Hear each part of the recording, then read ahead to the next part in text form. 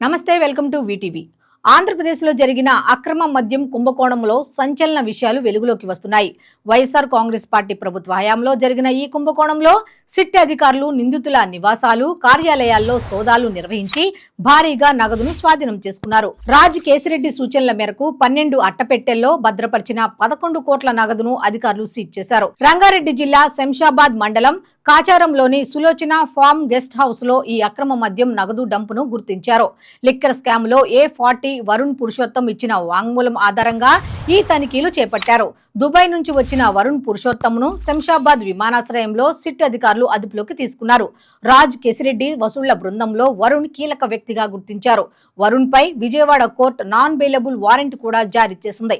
వరుణ్ పురుషోత్తం నేరాన్ని అంగీకరించి నిజాలు బయటపెట్టడంతో ఈ భారీ నగదు నిల్వల విషయం వెలుగులోకి వచ్చింది. మరికొన్ని చోట్ల కూడా సిట్ సోదాలు నిర్వహించే అవకాశం ఉంది. వైఎస్ఆర్ కాంగ్రెస్ పార్టీ ప్రభుత్వంలోని ముఖ్య నేతల పాత్రపై కూడా సిట్ కు కీలక సమాచారం లభ్యమైనట్లు తెలుస్తోంది. పూర్తి ఆధారాలతో త్వరలో కొందరు పెద్ద తలకాయల పాత్ర కూడా బయటపడే అవకాశం ఉందని సమాచారం. ఫామ్ హౌస్ యజమాని విజయేందర్ రెడ్డిగా గుర్తించారు. ఆయన తల్లి సులోచన పేరుతో ఈ ఫామ్ హౌస్ ఉంది. స్టోర్ రూమ్ లో బియ్యం బస్తాల మధ్య అట్టపెట్టెల్లో నగదు దాచి ఉంచారు. పక్కా సమాచారంతో వెళ్లిన ఏపీ సిట్ అధికారులు 11 కోట్ల నగదును జప్తు చేశారు. పట్టుబడిన నగదుపై ఈడీ, ఐటీ దృష్టి సారించే అవకాశం ఉంది. ఏపీ సిట్ తొలి ఛార్జిషీట్లోనే యూపీ డిస్టిలరీల పేరును ప్రస్తావించింది. 16 డిస్టిలరీల ముడుపులే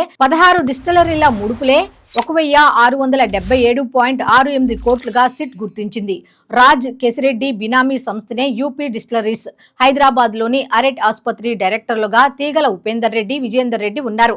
ఈ మద్యం కుంభకోణం దేశ చరిత్రలోనే అతి భారీది.